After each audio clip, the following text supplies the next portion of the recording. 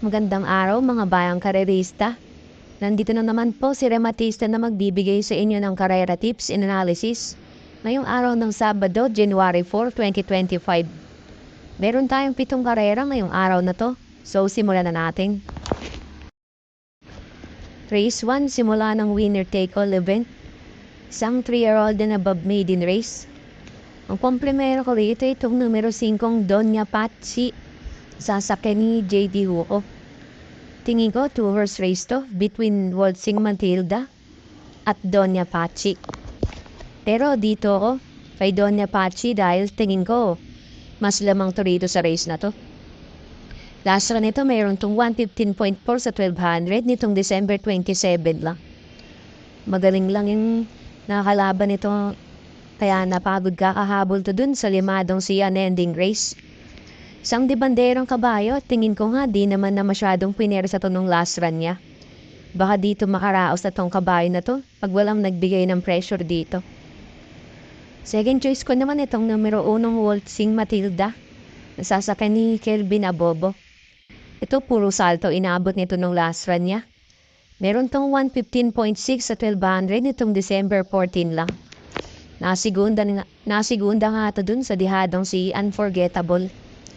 Isang diremating kabayo at mas eksperyensadong kabayo to kaysa kay Doña Patsy.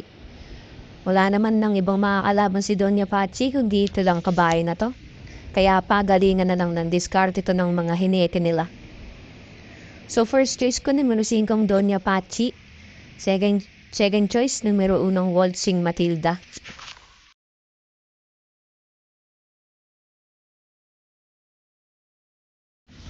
Lipat naman tayo rito sa race 2. Simula ng pick 6 event. Isang class 5, 6 to 10 split. Ang pampremera ko rito, itong malilimadong numero 6 na si Beatrice. Nasasakyan ni Jericho Serrano. Tingin ko lamang na to rito sa grupo na to dahil sanay na rin to sa malalakas na laban at medyo bumaba na nga yung mga kalaban niya rito. Last run nito meron tong 129.8 sa 1400 nitong December 28 lang. Isang diremating kabayo. Maganda pa yung posisyon niya ngayon kaya dito matatabunan sa largahan at maipapesto agad ng maayos ng hinete niya. Second choice ko naman itong numero 1 I Love Mati, sasakyan ni Jay Biguera. Nakabitin lang to nakaraan dahil malayo yung pinanggalingan nito. Last one nito meron tong 130.2 sa 1400 nitong December 29 lang. Isang diremating kabayo at mahilig to sa dehado. Maganda rin yung posisyon niya rito, baka medyo madehado pa dahil tingin ko magiging outstanding tong si Beatrice dito sa race na to. Madiskartehan lang to ng regular jockey niyang si Jay Biguera, makakachamba to rito. So first choice ko, numero 6 Beatrice. Second choice, numero 1 I Love Mati.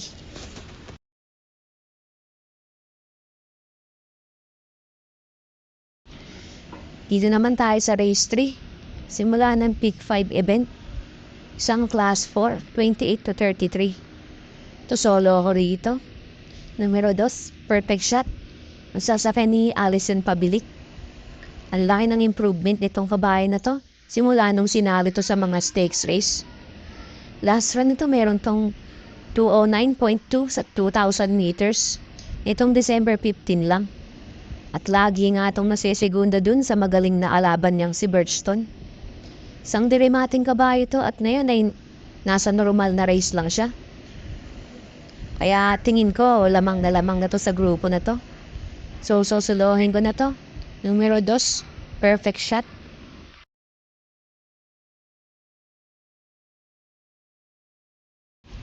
Lipat naman tayo rito sa race 4. Simula ng pick 4 event. Isang class 5, 5 split placers. Ang primera ko rito itong numero 4 G-City. Nasasakay ni Jay Biguera. Pag nilabas to ng connection niya, baka patok na rin to rito. Last win nito meron tong 115.2 sa 1200 noong May 31 pa. Isang diremating kabayo at matagal nga itong napahinga kaya medyo naninibago pa ulit. Lamang na to rito sa grupo na to. Baka nag-warm up lang to nakaraan. Second choice ko naman itong numero 1 Sky Magic, nasasakay ni Pabs Caballero. Ito mukhang madedehado to rito ngayon. Last win nito meron tong 118 flat sa 1200 noong August 7 pa. Isang debanderang kabayo naman to. Siya lang debandera dito sa race na to. Baka makabuo tong kabayo na to pag walang nagbigay sa kanya ng pressure sa harapan. Maganda rin pwesto niya ngayon kaya tingin ko mauuna talaga to rito. So first choice ko numero 4 G City. Second choice numero 1 Sky Magic.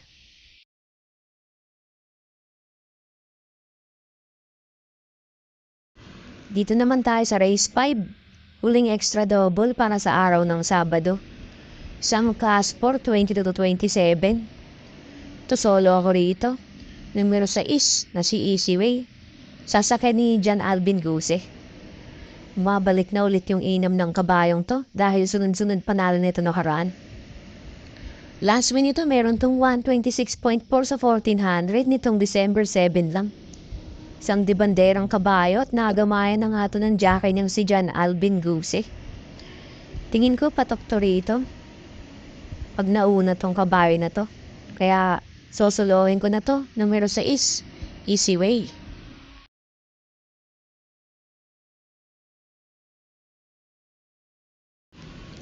Lipat naman tayo rito sa race 6. Huling daily double para sa araw ng Sabado.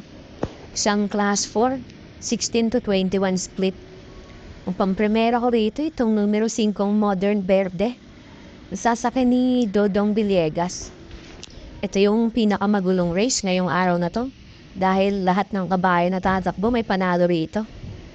Last run to ni Modern Verde meron tong 127.2 sa 1400 nitong December 28 lang.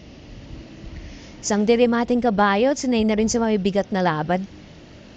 Medyo tumaas lang kasi siya ng grupo na nakaraan kaya medyo nahihirapan na makakuha ulit ng panalo. Huwag lang ito matatabunan dito sa largahan, tingin ko makakapanalo na ulit to rito.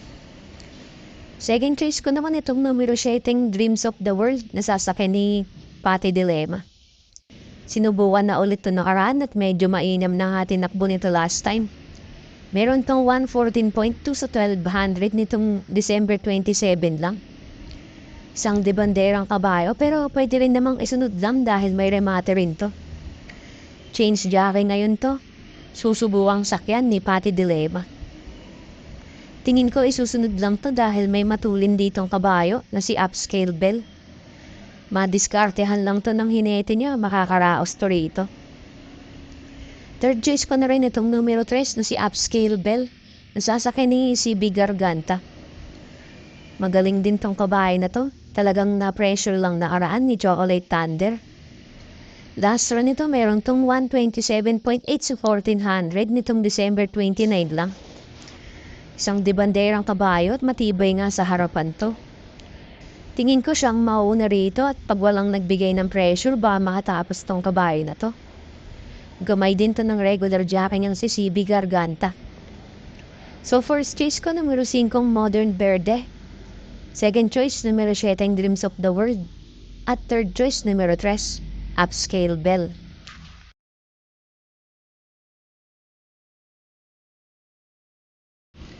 Dito na tayo sa race 7. Huling race para sa araw ng Sabado. At paratigan na ng winner take all. Isang class 5, 11 to 15 split. Ang pampremero ko ito itong numero 7 Electrify. Sasakyan ni Jericho Serrano. Galing sa matagal na bakasyon to at ngayon ay nagbabalik.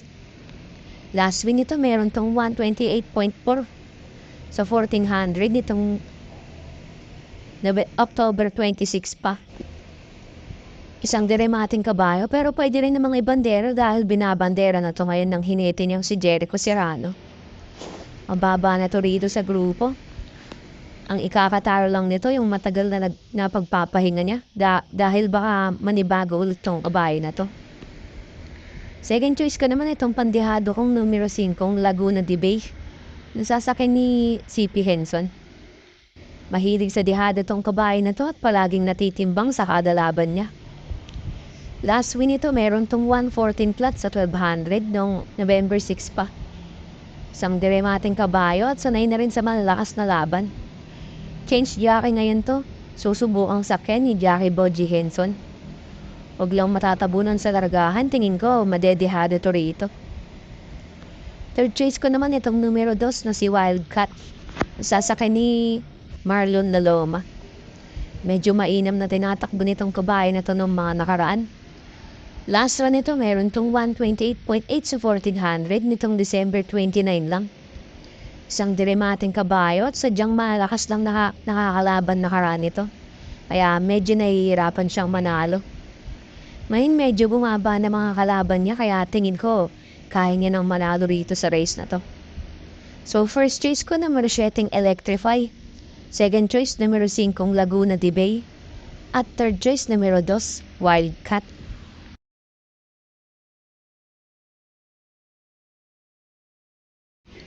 So doon nagtatapos ang ating Garera Tips and Analysis para sa araw ng Sabado. Maraming salamat sa mga nanood at sana'y magsitama tayong lahat. God bless sa inyo mga bayang karerista. Don't forget to like, comment, and subscribe for more Carrera tips.